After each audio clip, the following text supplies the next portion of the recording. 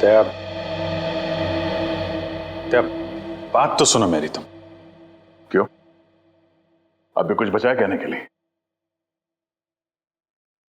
मैं जानता हूं तुम मुझसे नाराज हो क्योंकि मैंने तुमसे झूठ बोला है। मगर जानते हो क्यों? क्योंकि उस दिन मैंने तुम्हारे चेहरे पे खुशी देखी थी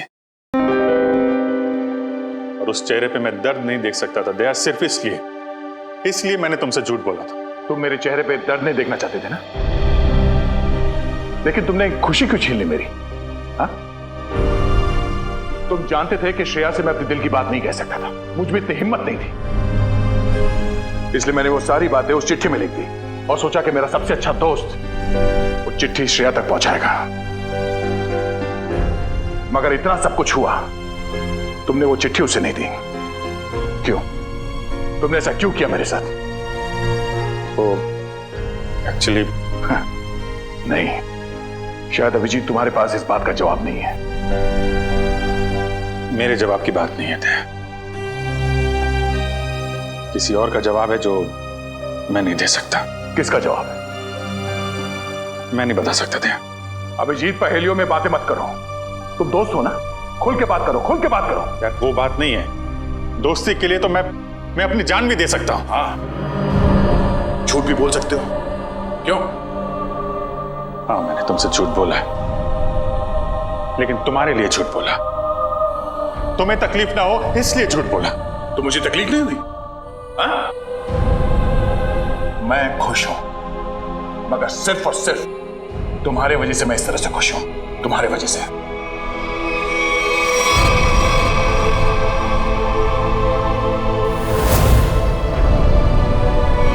दया, एक मिनट यार, प्लीज, ये श्रेया का गुस्सा मुझ पे मत उतारो यार। मैं गुस्सा श्रेया पे नहीं, मुझे गुस्सा तुम पे आ रहा है। क्यों? कसूर क्या है मेरा? यही कि मैं तुम्हें खुश देखना चाहता हूं। अरे यार, सिद्धार्थ वाली बात तुमसे किसने बताई? श्रेया के घर कौन लेके गया था तुम्हें? अरे तुम और श्रेया एक साथ होते तो दुनिया में सबसे ज्यादा खुश मैं होता यार, मैं। मगर श्रेया और मैं एक साथ तो नहीं है ना? हाँ?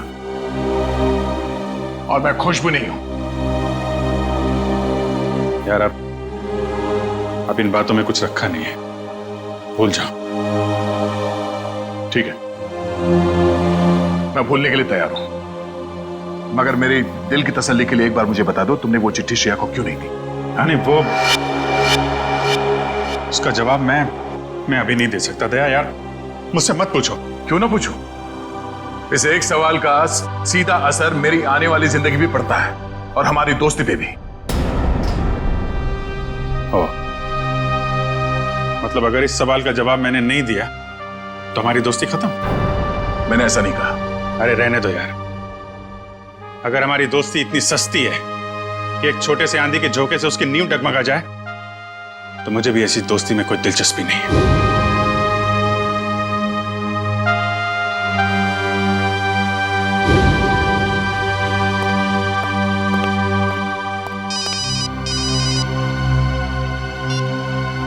Hello,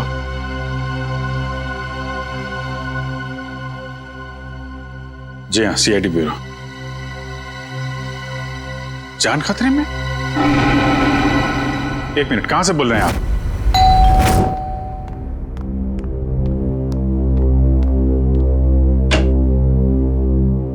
CID? जी हाँ। क्या हुआ आपकी पत्नी के साथ? सर आप बैठिए, मैं सब बताता हूँ। तुम तो कह रहे थे कि तुम्हारी पत्नी मुसीबत में। ये गलत कह रहे हैं,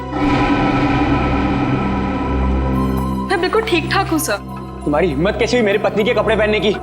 पता नहीं सर इनको क्या हो गया है, बिल्कुल बहकी सी बातें कर रहे हैं। मिस्टर राहुल, क्या मजाक है ये? अगर आपकी पत्नी ठीक ठाक है तो सीआईडी का वक्त बर्बाद करने से क्या फायदा? सर मैं सीआईडी का वक्त बर्बाद नहीं कर रहा हूँ सर, नम्रता सच में बहुत बड़ी मुसीबत में है। दरअसल कुछ घंटे पहले लगता आ गई।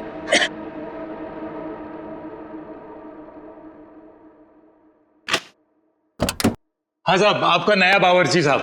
अरे बॉस, लगता है आप गलत पते पे आ गए। पता भी यही है, घर भी यही है। नम्रता मैम साहब ने मुझे काम पे रखा है खाना बनाने के लिए साहब। कमाल है, नमिता ने मुझे बताया नहीं क्यों एक नया बावर्ची रख रही है। बोलो साहब, खाने में क्या क्या बनाऊं साहब? अरे वो नमिता आ जाएगी थोड़ी देर में, वो ही बता देगी खाने में क्या बनाना है। तब तक एक काम करो, तुम मेरे लिए एक कप चाय बना दो। ठीक है साहब। रसोई कहाँ है साहब? उस तरफ। उस तरफ।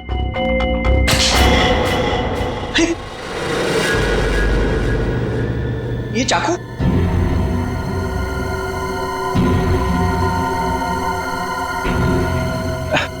घबराइए मत साहब, इससे मैं फल काटता हूँ, भाजी काटता हूँ साहब, और मांस भी काटता हूँ साहब। ठीक ठीक, तुम जाओ चाय बना। हाँ जाता हूँ साहब, चाय बनाता हूँ साहब। कैसे आदमी को काम पे रख दिया नमिता ने।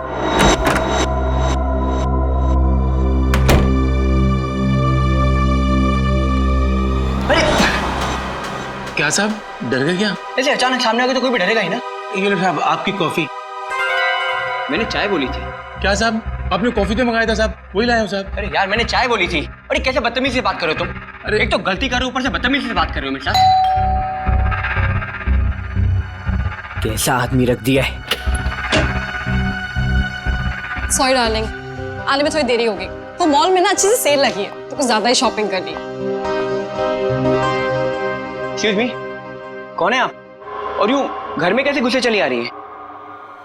अच्छा जी, मैंने कुछ ज्यादा खर्चा कर दिया तो इसलिए तुम अपनी पत्नी से ऐसे बात करोगे? पत्नी? कौन हो तुम? और नम्रता कहाँ है? तुम्हारे सामने। अच्छा अब समझ में आया। मेरी पत्नी ने ही कहा है ना तुम्हें मेरे साथ मजाक करने के लिए, है ना? राहुल तुम्हें क्या हो गया? क्यों बहकी बहकी बातें कर रहे हो? बहुत हो गया ये बकवास। हाँ कहाँ है नम्रता? मैं अभी नम्रता को फोन करता हूँ।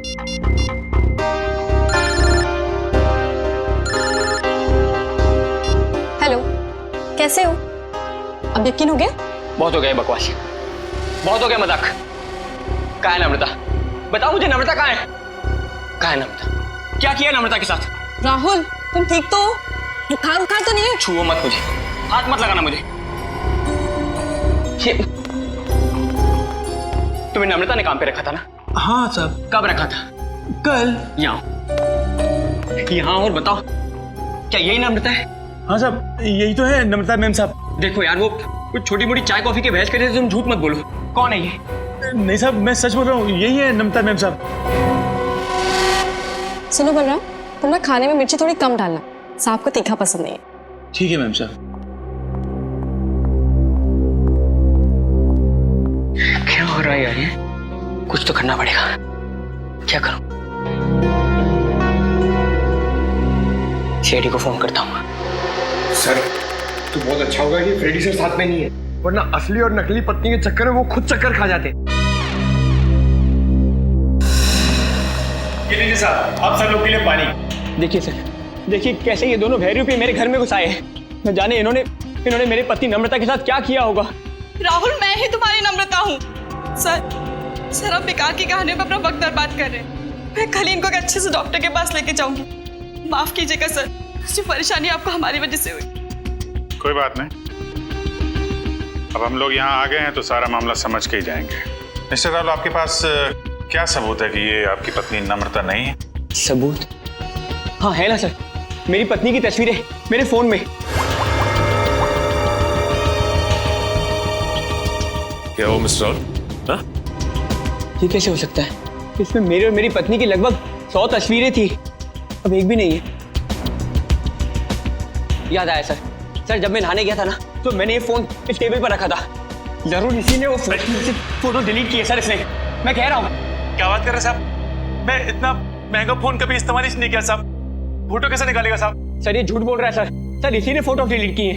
एक मिनट, अगर मोबाइल में फोटो नहीं है तो फिर शादी की तस्वीरें तो होगी ना आपके शादी के एल्बम में? है ना सर, पूरा एल्बम है, मैं अभी लेकर आता हूँ।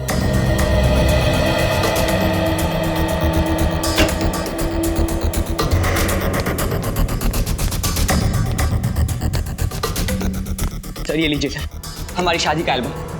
अब हो जाएगा दूध का दूध और पानी का पानी।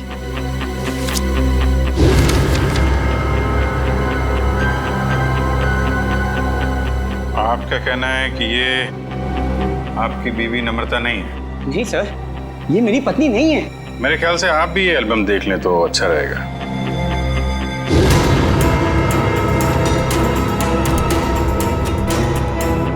ये कैसे हो सकता है सर? ये कोई बहुत बड़ी साजिश है। ये कोई साजिश है मेरे खिलाफ। जरूर इसमें मेरी पत्नी भी शामिल है। उसी ने भेजा होगा इन दोनों को।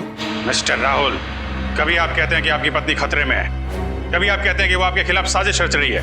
कहने क्या चाहते हैं आप? सर मुझे कोई खतरा नहीं है और ये कोई साजिश नहीं है। मैंने आपसे कहा ना इनकी तबीयत खराब है। तुम चुप रहो, मुंह बंद रखो अपना। एक मिनट, आप नम्रता हैं, आपके पास कोई आईडी वगैरह है? जी हाँ सर, पासपोर्ट है, पैन कार्ड है। आपको जो चाहिए मैं दिखा सकती हूँ। प्लीज। एक मिनट।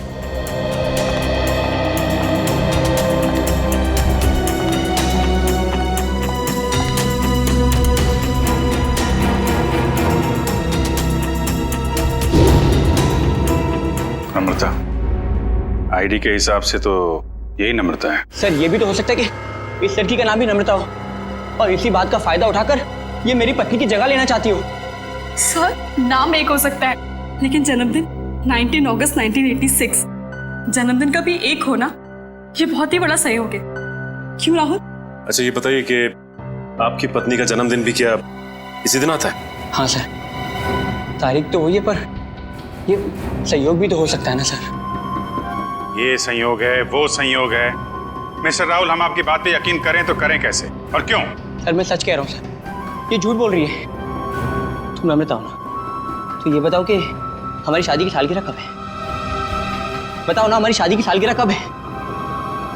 देखा सर, ये नहीं जानती है, ये झूठ बोल रही है। बताओ ना हमारी शादी की सालगिरह कब है? 14 फरवरी।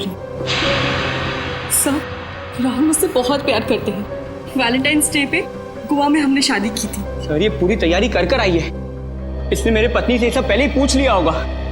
कोई और सवाल पूछ के देखो। हाँ, ये बताओ कि तुमने चॉकलेट कहाँ छिपाई? चॉकलेट? ये चॉकलेट का क्या चक्कर है? सर मुझे डायबिटीज है पर फिर भी मुझे चॉकलेट खाना पसंद है। इससे नम्रता अक्सर मेरी लाई हुई चॉकलेट छिपा देती है, जो बात इसे नहीं पता। अगर तुम नम्रता हो तो बताओ कि तुमने चॉकलेट कहाँ छिपाई है? बताओ तुमने चॉकलेट कहाँ छिपाई?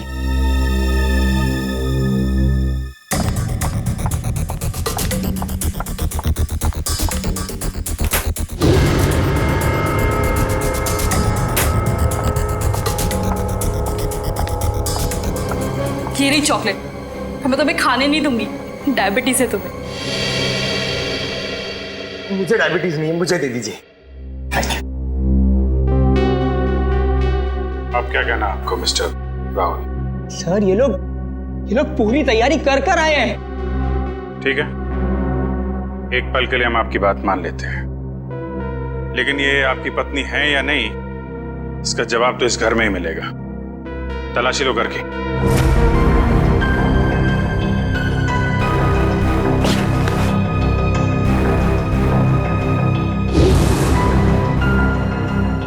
एक काम कीजिए, आप लोग अपने माता पिता को यहाँ बुलाइए, अभी पता चल जाएगा। सर मेरे माँ बाप तो दुनिया में नहीं रहे।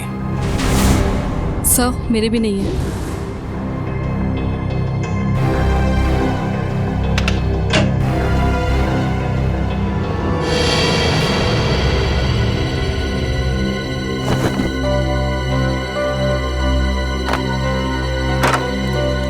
पंकज, ऐसी जगह पे ये डस्टबिन कैसे पड़ा? तो कोई रिश्तेदार दोस्त वो तो होंगे इस शहर में ना, उनको बुलाइए। सर दरअसल हम कुछ ही दिन पहले बैंगलोर से यहाँ शिफ्ट हुए हैं। यहाँ हम किसी को भी नहीं जानते। ओह, तो तुमने ये भी पता लगा लिया है?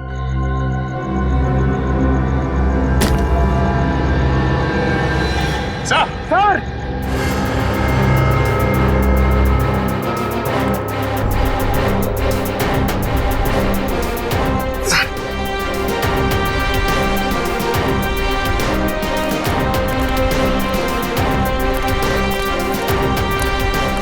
सर, लाश।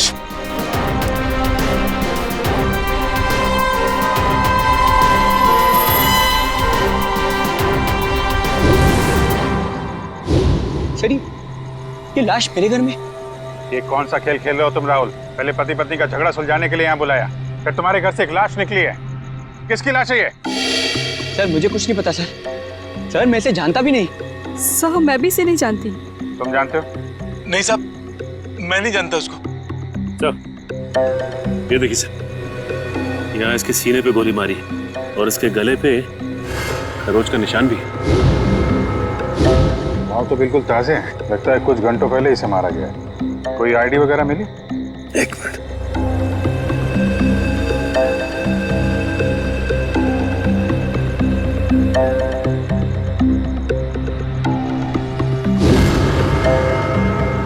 सर इसका नाम पुलकित रॉबिन है। पुलकित रॉबिन? सर मैंने इसका नाम कहीं पढ़ा है। पढ़ा है? कहाँ पढ़ा है? अरे सर ये तो एक बहुत ही मशहूर टीवी सीरियल राइटर है सर, साउथ बहू का सीरियल। मैं देखता हूँ सर। एक टीवी सीरियल राइटर की लाश मेरे घर में? पंकज मोबाइल पे देखो, इंटरनेट पे इस पुलकित रॉबिन की फोटो निकालो, देखो कहीं ये वही आदमी तो नहीं।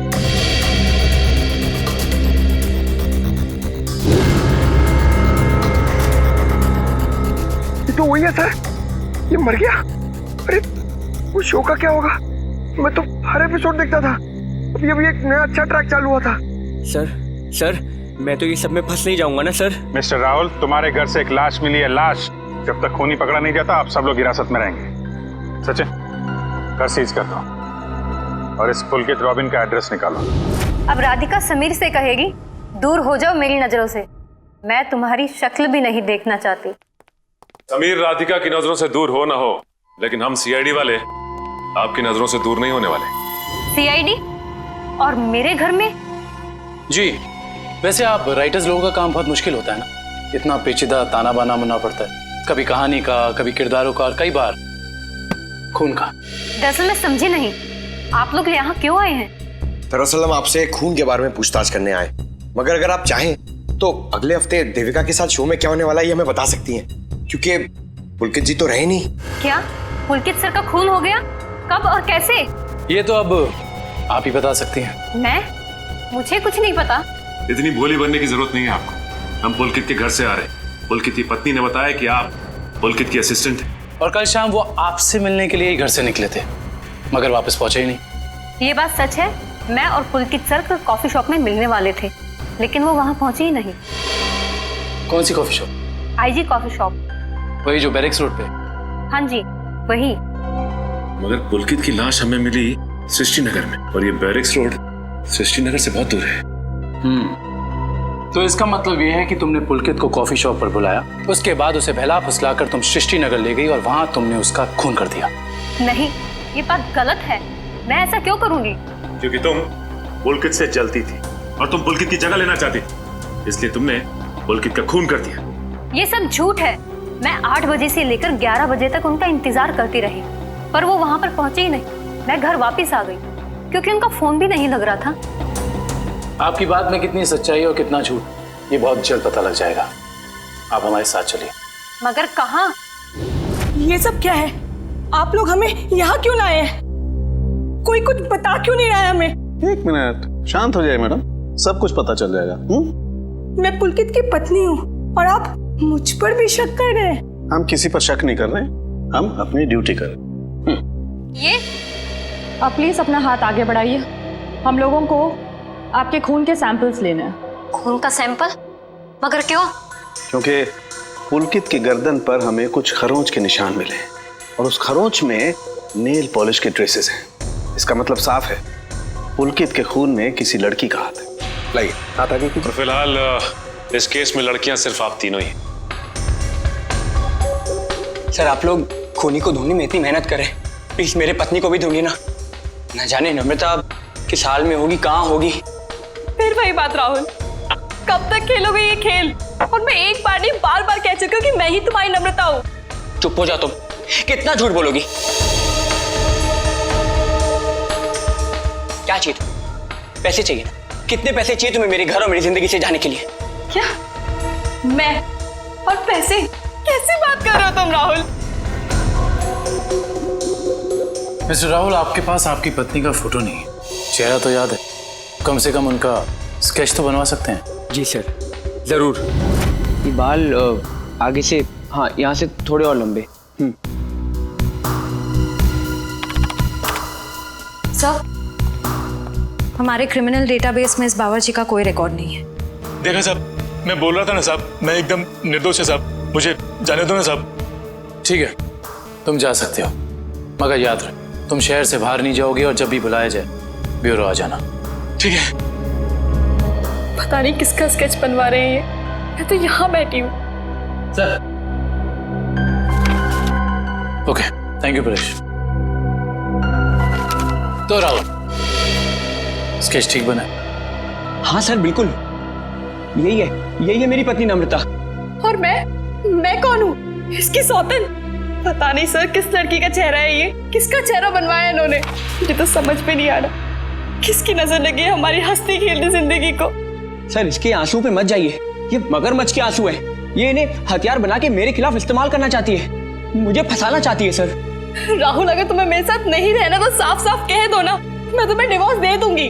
पर ये सब ड्रामा करने की क्या जरूरत है? सर, ये पुलकित के कॉल रिकॉर्ड्स हैं। उसने जेनिफर के साथ में शाम को 5 बजे बात की थी और ठीक 1 घंटे बाद उसे लैंडलाइन नंबर से फोन आया था सर। अच्छा, ये लैंडलाइन नंबर है किसका, कुछ पता किया? हाँ sir, Bhavesh imports and exports नाम है कंपनी का। क्या कहा आपने? Bhavesh imports and exports? हाँ, क्यों? आप इस कंपनी के बारे में जानती हैं? हाँ सर, मैं जानती हूँ। राहुल इसी कंपनी में तो काम करते हैं। आप लोग मेरी तरफ इस तरह क्यों देख रहे हैं? मैंने उसे फोन नहीं किया है सर, मैं तो उस पुलकित को जानता तक नहीं हूँ। बुधवार शाम 6 बजे तुम अपने ऑफिस में थे या नहीं?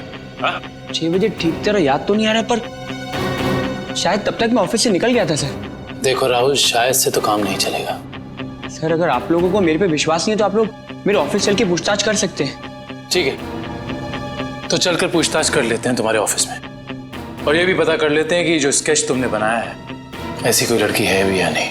एक बार शर्मा जी पास पहुंचा दीजिए, मैंने चेक कर लिया। उन्हें बोलिए डेंटिंग का प्रोसेस चालू था। अरे राहुल, तुम यहाँ पर इस वक्त और आज ऑफिस नहीं है? और ये लोग कौन है? सर, ये लोग CID से हैं। CID? जी सर। क्या बात है, बताओ। क्या बताऊं सर, मैं एक बहुत बड़ी मुश्किल में फंस गया हूँ। कैसी मुसीबत?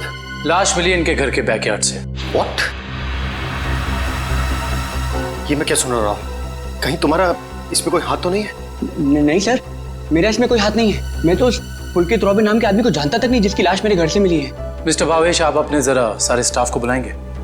सुमित,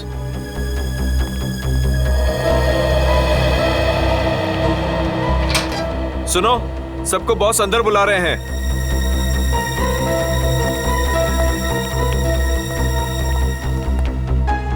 इस फोटो को देखिए, ये आदमी पुलकित है जिसकी लाश हमें राहुल के घर से मिली। कोई पहचानता है इसे? जरा ध्यान से देखिए, टीवी सीरियल लिखते थे। आप इसे पहचानते हैं या इनसे जुड़े किसी आदमी को जिनका इनके साथ संबंध हो? ऐसा तो हो नहीं सकता कि आप में से कोई भी इन्हें नहीं जानता, क्योंकि आपके ऑफिस के लैंडलाइन से फोन किया गया था शाम को 6 बजे बुधवार। व्हाट? तो शायद राहुल ने किया होगा। मैं क्यों फोन करूंगा सर, मैं तो उसे जानता भी नहीं। और ऐसा भी तो हो सकता है कि इसी ऑफिस से किसी और ने फोन किया हो। और तो और सर, मैं तो जिस घर में रहता हूँ घर भी मुझे ऑफिस की तरफ से मिला है। Interesting, very interesting. आप में से किसी को याद है कि बुधवार को राहुल कितने बजे तक ऑफिस में था? हाँ सर, 5:30 बजे तक। 5:30 बजे, और पुलकित को फोन किया गया 6 बजे। हरीश जी, बहुत बहुत शुक्रिया हमारी दुविधा दूर करने के लिए। Thank you. हरीश, क्या तुम मेरा एक काम और करोगे? हाँ, बोलो। तुम्हें याद है तुम वो इम्पोर्टेंट पेपर्स लेकर मेरे घर आए थे? हाँ, याद है। तब तुम मेरे पत्नी नम्रता को मिले थे ना? हाँ राहुल, लेकिन उस बात का इस खून से क्या लेना देना है? लेना देना है, क्योंकि एक अनजान औरत मेरे घर में घुस आई है और मेरे पत्नी होने का नाटक कर रही है। क्या तुम प्लीज उसे चल के मेरे लिए पहचान सकते हो? हाँ श्योर। कहाँ है वो औरत? नीचे हमारी गाड़ी में बैठी हुई। आइए हमारे साथ। देखना सर, अब इस औरत का भांडा फूट जाएगा। धीरज रखिए, अभी पता चल जाएगा। अरे हरीश जी, कैसे हैं आप? हेलो नम्रता, मैं ठीक हूँ, तुम कैसी हो? क्या बताओ, पता नहीं राहुल को क्या हो गया है। हरीश, ये तुम क्या कह रहे हो यार? ये मेरी पत्नी नम्रता नहीं है। व्हाट? ये कैसी बात कर रहे हो राहुल? यही तो नम्रता है, तुम्हारी पत्नी, जिससे तुमने मुझे मिलवाया था। अब क्या कहना है मिस्टर राहुल आपका? है कोई जवाब आपके पास? हरीश, लगता है तुम्हारी आंखों का नंबर बढ़ गया है। जाके अपनी आंखें टेस्ट करवाओ। तुम एक ही बार मिले इसलिए शायद इसे पहचान नहीं पा रहे हो। हाँ मिस्टर राहुल, मेरे चश्मे का नंबर जरूर बढ़ गया है, लेकिन मेरी याददाश्त कमजोर नहीं हुई है। यही नम्रता है। यकीन नहीं होता ये सब में तुम भी शामिल हो। सर, मैं कह रहा हूँ पुलकित के खून में ना इसी का हाथ है। अरे ये कैसी बात कर रहे हो राहुल? तुम्हारा दिमाग खराब हो गया? सर ये झूठ बोल रहा है। मैं ठीक कह रहा हूँ सर। राहुल, ठीक और गलत का फैसला हम लोग करेंगे, आप नहीं। सर मैं आपको कुछ बताना चाहती हूँ। सर, कुछ साल पहले राहुल को एक मानसिक बीमारी थी और शायद उन्हें वो बीमारी वापस हो गई है। क्या? इतनी बड़ी बात तुमने हमसे छुपाई क्यों? ये भी पता कर आई हो तुम? सर, ये सच है कि मुझे बीमारी थी, पर अब मैं बिल्कुल ठीक हूँ। अब चाहे तो बैंगलोर में मेरे साइकियाट्रिस्ट से बात कर सकते हैं। हाँ सर, मैं भी वही कह रही हूँ। ये बिल्कुल ठीक हो गए थे, पर शायद इन्हें दोबारा दौड़ना पड़ रहा है। ये मुझे पहचानने से इनकार कर रहे हैं। सर, शायद इन्होंने ही पुलकित को मारा होगा। चुप हो जाओ तुम। एक तो मेरी बीवी को गायब कर दिया, ऊपर से मेरे पे झूठा इल्जाम लगा रही है। मैं इसे जान से मार दूंगा। पीछे हो। क्या बिगाड़ा है मैंने राहुल तुम्हारा? सर प्लीज राहुल को अपनी कस्टडी में ले लीजिए सर। देखिए ना, अपनी पत्नी को दिन दहाड़े जान से मारने की धमकी दे रहा है ये। पुलकित का खून राहुल ने किया है या किसी और ने, इसका पता तो हम लगा ही लेंगे। मगर ऐसा तो हो नहीं सकता कि पुलकित को मरते हुए किसी ने देखा या सुना ना हो। उस मोहल्ले के लोगों से पूछताछ करनी होगी। सर, आसपास के सभी घरों में हमने पूछताछ कर ली है, बस ये एक आखिरी घर बाकी है। चलो यहाँ भी पूछ के देखते हैं। संभल के।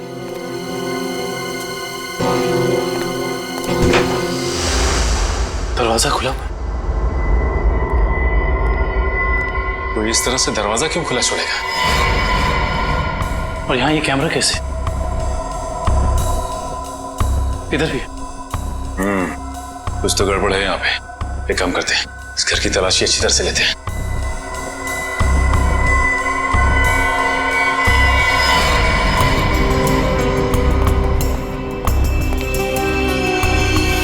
सर जल्दी आइए।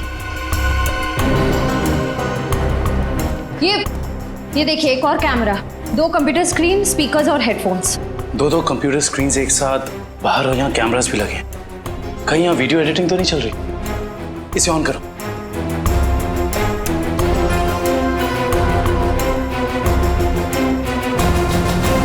हाँ साहब, आपका नया बावर्ची साहब।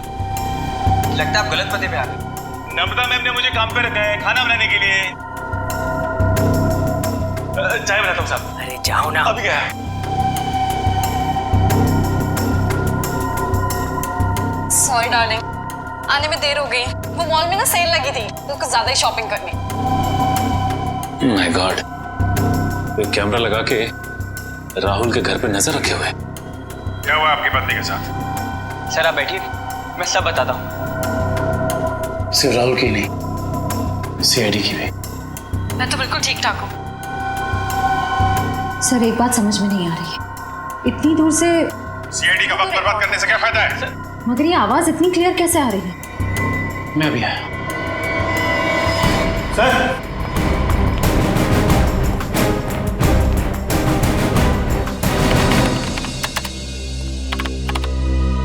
एक काम करते हैं, इस जगह को अच्छी तरह से छान मारते हैं। हो सकता है यहाँ कुछ मिल जाए। हाँ?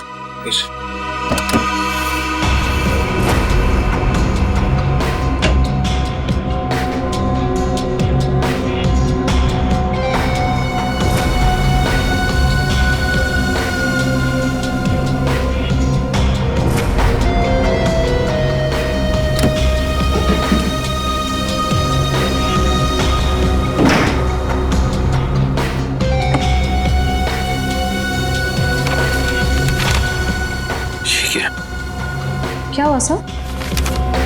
ये देखो, जमीन के पेपर्स। ये घर किसी गिरधारी के नाम पे है।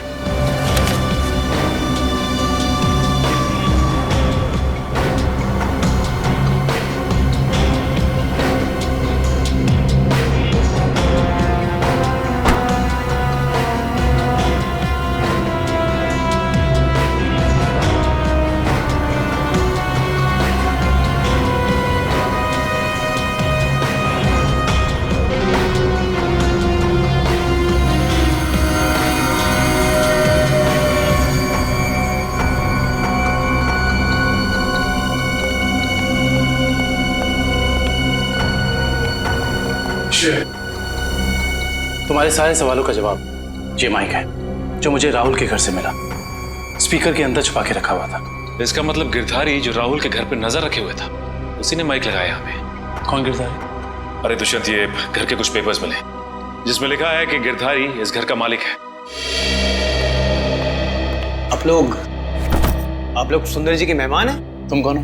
जी मैं तो यहाँ पर किराए पर रहता हूँ, पर आप लोग कौन हैं? हम लोग सीआईडी से। सीआईडी? जी हाँ, सीआईडी। देख के लगता है कि तुम कहीं बाहर से आ रहे हो।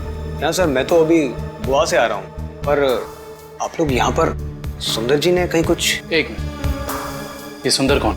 सर जब मैं यहाँ से जा रहा था तो मैंने ये घर सुंदर नाम के एक अंकल को किराए पर दिया था। क्या बात, तुम खुद यहाँ पे किराए पे रहते हो और ये घर तुमने किसी को किराए पे दे दिया? सर मैंने सोचा कि गोवा जाने का खर्चा निकल आएगा सर, इसलिए।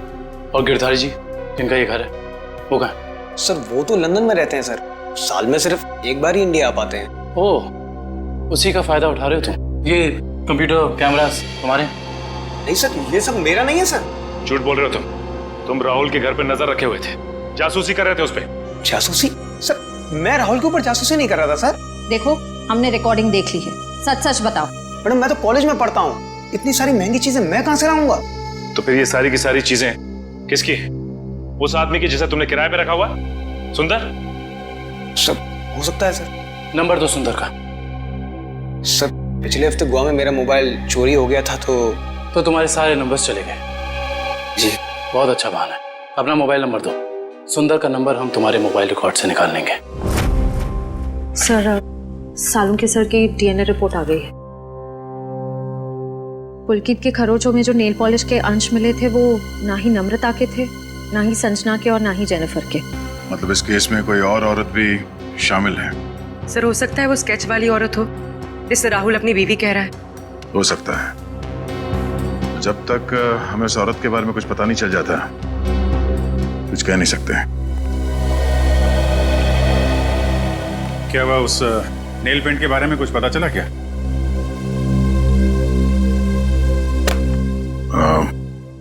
पूरे मुझे कुछ काम है, मैं बाद में आता हूँ।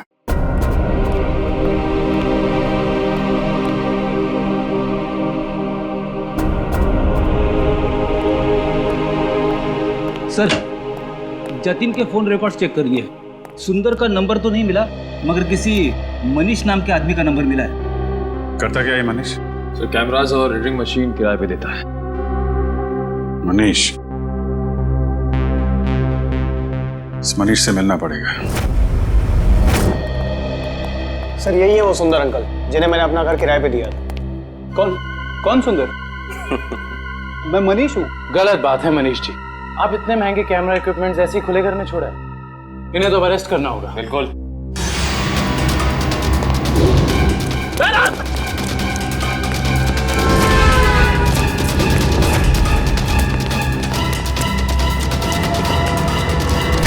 अरे रुको रुको रुको मनीष, कहाँ भाग के जा रहे हो? अभी तो तुम्हारा ऑडिशन भी बाकी है जो शुरू होता है अब।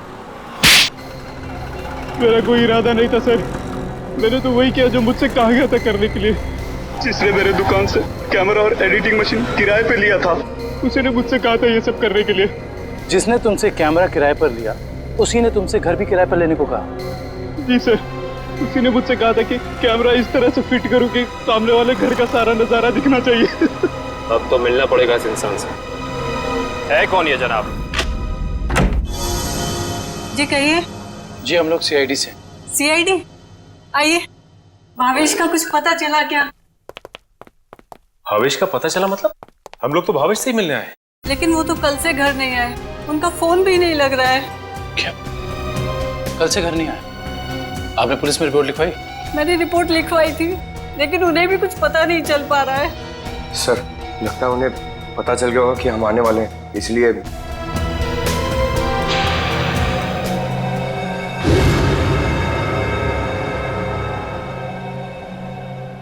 मिनट, क्या ये आपके पति भावेश है? जी हाँ। ये केस तो और पेचीदा बनता जा रहा है। सब मेरे पति भावेश को ढूंढ निकालिए। देखिए मैम, आप चिंता मत कीजिए, अब भावेश का नंबर दीजिए हमें। जी 197985643।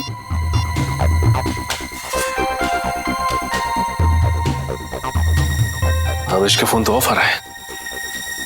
पंकज, भावेश के फोन के IMEI नंबर से पता करो कि उसका मोबाइल इस वक्त कहाँ है।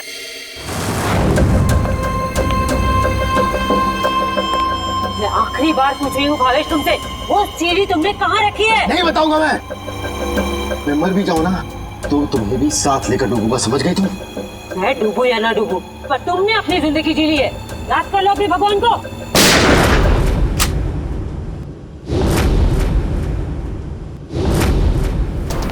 बस मुन्नी दुरेली, बहुत मचा रही आतंक। कानून को काफी वक्त से तुम्हारी तलाश थी, मगर हमें नहीं पता था कि हम इस केस के जरिए तुम तक भी पहुंच जाएंगे। खुश तो ऐसे हो रहे हो जैसे तुमने मुन्नी को जेल में डाल दिया है। ये तुम्हारी खुशकिस्मती है या बदकिस्मती कि तुम मुन्नी के दरबार में खुद चल कर आए हो? देख क्या रहे हो, खून दो इनको।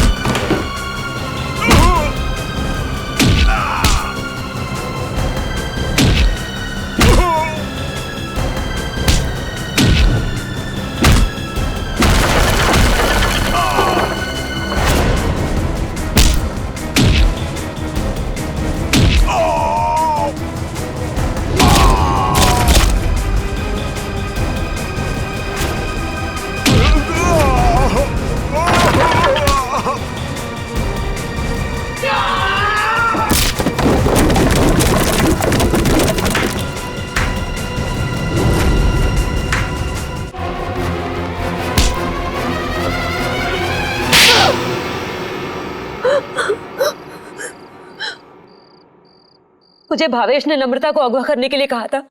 क्यों भावेश, क्या बिगाड़ा था नम्रता ने तुम्हारा? बहुत लंबी कहानी है।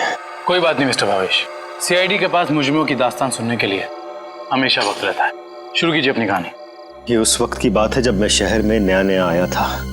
टेलीविजन की दुनिया में लेखक के तौर पर नाम कमाना चाहता था। अलग अलग तरह की कहानियां लिखी, अलग अलग तरह के किरदारों को जन्म दिया।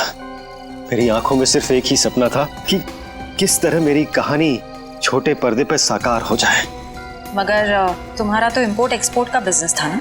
क्योंकि मेरे साथ कुछ ऐसा हुआ जिसने मुझे मजबूर कर दिया अपने सपनों को कुचलने के लिए। जिसके साथ मैं किराए के घर में रहता था, जिसे मैं अपना दोस्त समझता था, उसने मुझे धोखा दिया। उसने मेरी कहानी चुराई और एक चैनल में बेच दी और रातों रात अमीर बन गया। हर तरफ उसी के चर्चे, उसी की बातें। मैं ये सदमा बर्दाश्त नहीं कर पाया और फिर मैंने अपने करियर को नई दिशा दी और भावेश इंपोर्ट एक्सपोर्ट का बिजनेस शुरू कर दिया। मगर इस सब का मेरी किडनैपिंग से क्या लेना देना है? ये बात सच है कि मैंने अपनी लाइन बदल दी थी, लेकिन ये भी सच है कि मेरे अंदर एक राइटर छुपा हुआ है। टेलीविजन में कुछ कर गुजरने का जुनून है मेरे अंदर। मैंने वापस कलम उठाई और एक अनोखे रियलिटी शो का कॉन्सेप्ट लिख डाला, जिसमें पति पत्नी में से किसी एक की जगह एक अजनबी अगर उनके घर आ जाए तो फिर उस पार्टनर की क्या प्रतिक्रिया होगी। इस तरह का रियलिटी शो लिखा था मैंने। क्या ये सब एक रियलिटी शो था? चैनल को मेरा कॉन्सेप्ट बहुत अच्छा लगा, लेकिन वो ये जानना चाहते थे कि इसे पर्दे पे कैसे उतारा जाए। तो मैंने एक पायलट एपिसोड बनाने के बारे में सोचा और एक्सपेरिमेंट के तौर पर मैंने अपनी कंपनी में आए हुए नए एम्प्लॉय राहुल को शामिल किया। वाह, कमाल है। अगर तुम एक रियलिटी शो ही बनाना चाहते थे तो एक जायज ढंग से भी बना सकते थे। फिर कानून को अपने हाथ में लेने की क्या जरूरत थी तुम्हें? मैंने कोशिश तो की थी जायज तरीके से करने की, लेकिन किसी ने मेरी मदद नहीं की। तो मैंने सोचा कि क्यों ना कुछ दिनों के लिए नम्रता को अगवा कर लिया जाए और फिर मैं अपने 2 कलाकारों बावर्ची और नकली नम्रता को उसके घर भेज दूंगा और काम होने के बाद असली अमृता को फिर उसके घर भेज देता। और इसमें वो टीवी राइटर पुलकित रॉबिन, वो कहां से आ गया? पुलकित रॉबिन ही वो शख्स है जिसने मेरे आइडियाज, मेरी कहानी चुराई और मशहूर हो गया। उसे पता चल गया था कि मैं चैनल में कुछ बड़ा रियलिटी शो का आइडिया लेकर जाने वाला हूं। बस उसी की जासूसी करने के लिए यहाँ पर आया हूँ। आज तो पता लगाना ही पड़ेगा कि भावेश कौन सा बड़ा कंसेप्ट चैनल वाले को बेचने वाला है।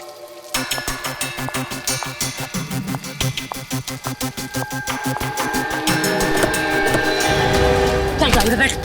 मानो तुम, मैं नहीं जाऊंगी। गाड़ी में बैठी गोली मारो। छोड़ो मुझे। ऐसा आवाज होगी। क्या कर रहे हैं तुम लोग? छोड़ो उसको। क्या कर रहे हैं तुम लोग?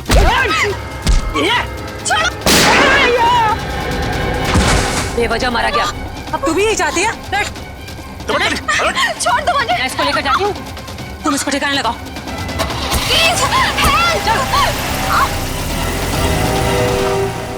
घर पहुंचकर जब मैं मेरे लगे हुए कैमरा की फुटेज देख रहा था, तब मैंने देखा कि इस मुन्नी ने पुलकित का खून कर दिया है और मेरे बने बनाए प्लान को चौपट कर दिया।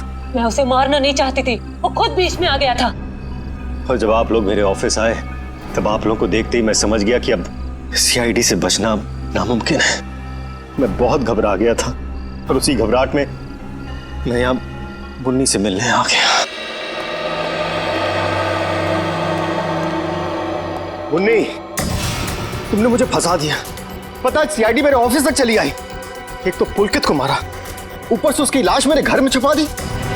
बोला था ना सेठ, लड़का लोगों को नहीं पता था कि तुम्हारा घर राहुल की कंपनी में आता है। अरे मैंने तुम्हें सिर्फ किडनैप करने के लिए कहा था, वो भी कुछ दिनों के लिए, और तुमने पूरा रायता फैला दिया। याद रखना मुन्नी, अगर सीआईडी ने मुझे गिरफ्तार किया ना तो मैं तुम्हारी सारी पोल खोल दूंगा।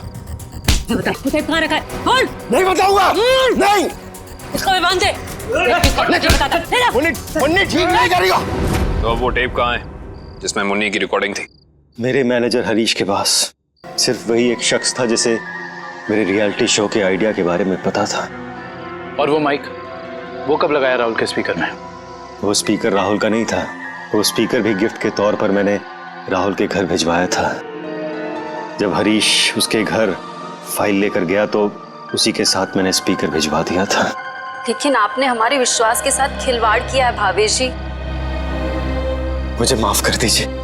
मैं तो बस ये सोच रहा था कि टेलीविजन में मुझे नाम कमाने का इससे अच्छा मौका नहीं मिलेगा, बस इसीलिए मैंने ये सब कुछ किया। मुन्नी को तो फांसी होएगी, तुम्हारा जुर्म भी कुछ कम नहीं है भावेश। बिल्कुल, क्योंकि मिस्टर भावेश आपने एक किडनैपिंग करवाई और उस दौरान एक आदमी का खून हुआ है। आपके भविष्य का फैसला तो अब अदालत करेगी। सर क्या हुआ है?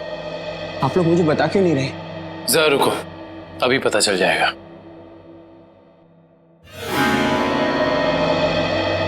राहुल।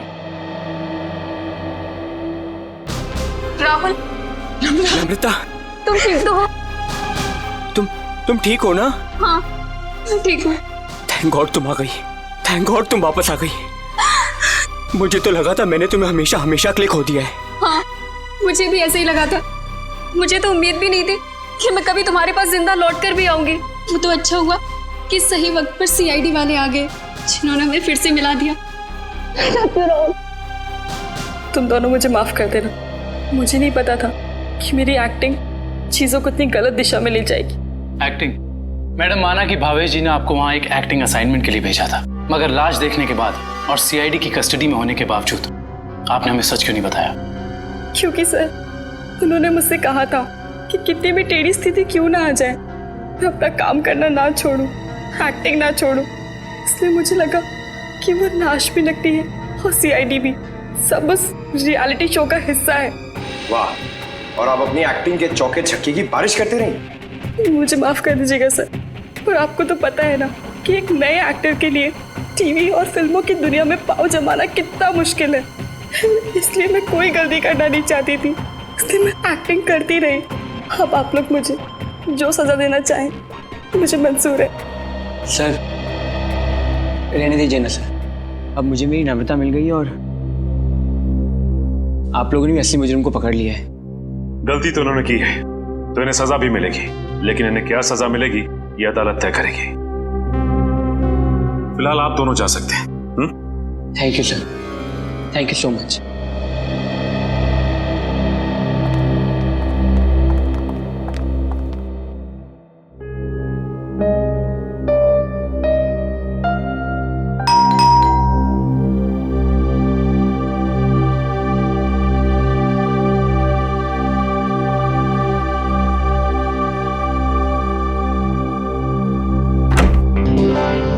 तारिका, आवा, अच्छा हुआ तुम आ गई।